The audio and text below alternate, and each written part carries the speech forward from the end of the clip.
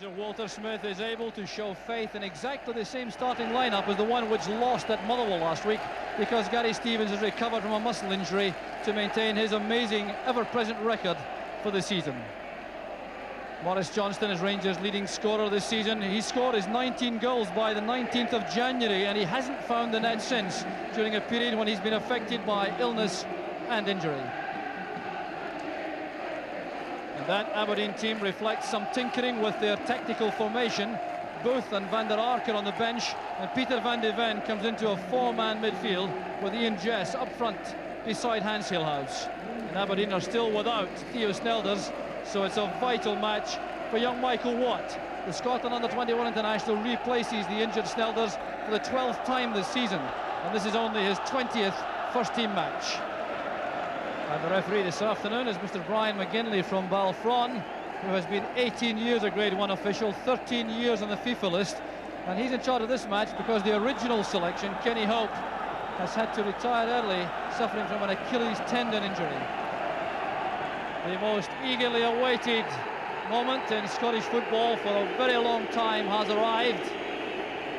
The biggest showdown perhaps in league history, with the two top sides clashing.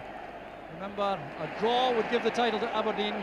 Rangers require a victory. The goal scoring position doesn't matter at all. Well, the pitch has been very heavily watered for this afternoon's match, and it certainly has done the trick because conditions underfoot are excellent. All the players playing in their normal studs, and that's a rare treat at this stage in the season. Rangers with the advantage of the wind in the first half. Up goes Jess, here's Robertson. Well tackled by Nisbet. Now Spackman. Kimi reacting quickly. There's a chance for Van de Ven going through, and it's Woods on the penalty spot for the save. Well, that was a great chance for Aberdeen. Created out of next to nothing. It was a McKimmie challenge in midfield which set that up. And suddenly Peter van de Ven found himself right in front of goal and tried to steer one wide of Chris Woods, who cut down the angle. So we're now 20 minutes into the match. Walter Smith has come down to the track. There's going to be a change made by Rangers as Aberdeen earn their first corner kick. Well, the fourth official, Hugh Williamson, coming out with Ian Durrant. The change will be made before the corner is taken. And having assessed the pattern of play, Walter Smith has decided that Tom Cowan should be withdrawn and Ian Durrant should replace him. Cowan injured, unable to continue. He was taken off the field a few minutes ago. Corner kick headed away. Clearance there by Walters. There's McKimmie. Playing the ball to the far side, trying to get it beyond John Brown. Here's Stephen Wright. The option provided by Van de Ven on the outside. There's Hilhouse! And the best chance of the match so far falls to Hans Hilhouse. Here's Hateley again. Trying a little head flick towards Johnston. That's good play by Stevens. Brian Grant's header. And a fine first-time effort by Ferguson.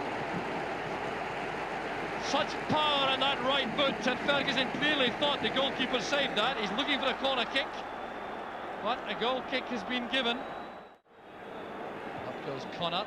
There's Ian Ferguson, now Durrant. Playing that beyond Connor, who took his arm away just in time. Fine play by McKimmie. Well, Connor's experience helping him out there. Almost gave away a very silly free kick, or even penalty kick perhaps. There's Hilhouse, Van de Ven storming up, there's Brian Grant. And a fine effort from Grant.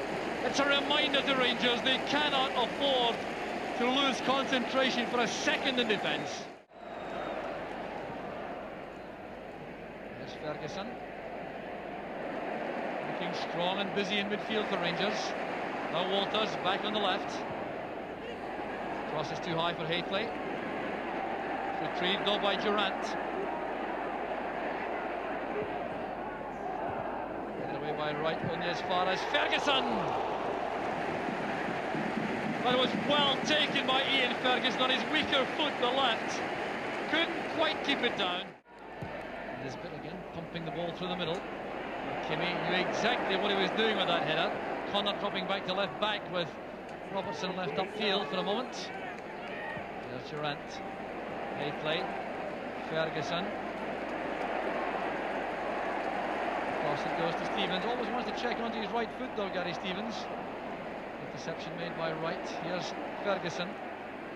Hustled all the way by Grant. Kimmy's clearance. Walters wants to bring the ball down and take on Wright. Going for the early cross. There's Hateley. It's a magnificent goal for Rangers. 5 minutes from half-time and Ibrox erupts. It's just about the first time in the match Mark Hateley's at the better of Alec McLeish. It was a delightful cross and a masterly finish. Set up here by Walters. Well, good decoy runs made there, notably by Gary Stevens. That ball flighted across. But this is Mark Hateley at his very best. And what a hook! Well, a goal of genuine quality. And Rangers now go back into the championship driving seat. Back it goes to David Robertson, and that indeed was the last attack of a tumultuous first half. A match full of tension, but Mark Hateley has settled things undoubtedly for Rangers with a glorious headed goal after 40 minutes, set up by Mark Walters. Rangers had territorial advantage throughout the first half. Aberdeen coping extremely well defensively until that inspired goal from Hateley. So at half-time at Ibrox, it's Rangers 1, Aberdeen 0.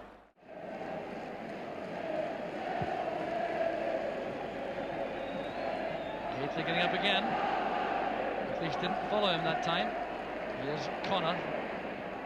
Playing it up the line for Booth. The layup was intended for McKimmie, but he's released Johnston. Hateley waits in the middle. He will look to be offside. Well, the referee's allowed the goal. And Rangers are 2 in front. The error made in defence by Scott Booth. Chris Woods is celebrating, so too the Rangers supporters. Mark Hateley gets his second.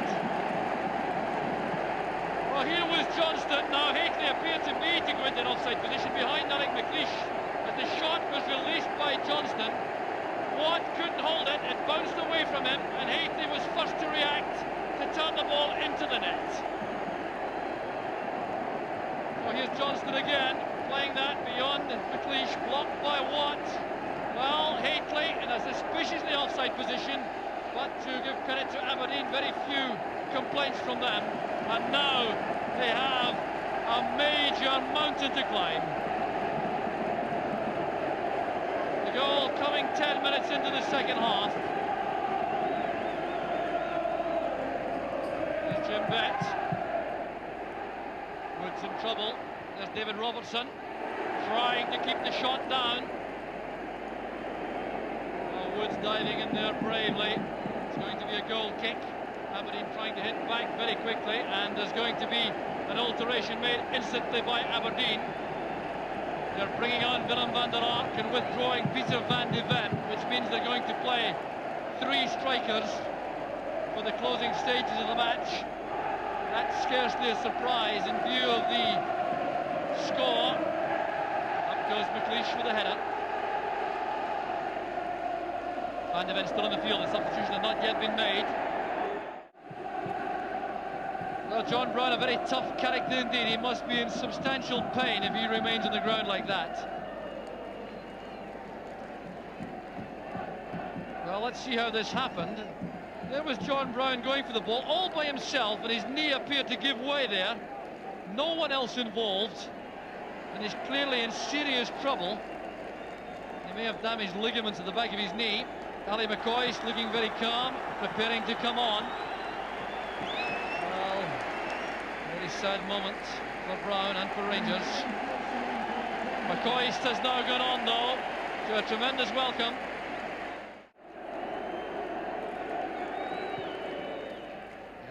Cross, up goes Van der Ark. Not able to threaten Chris Woods with that header.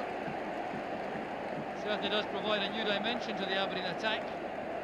His height and awkward style, troublesome for defenders. But listen to the singing now from the Rangers fans.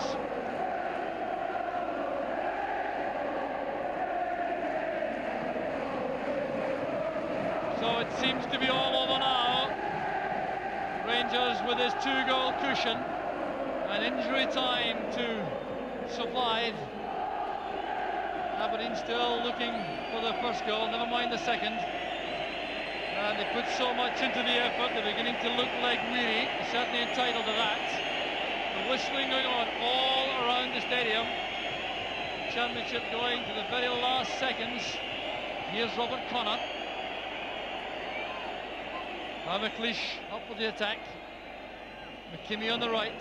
Every Rangers player back defending except McCoist. Here's McKimmie.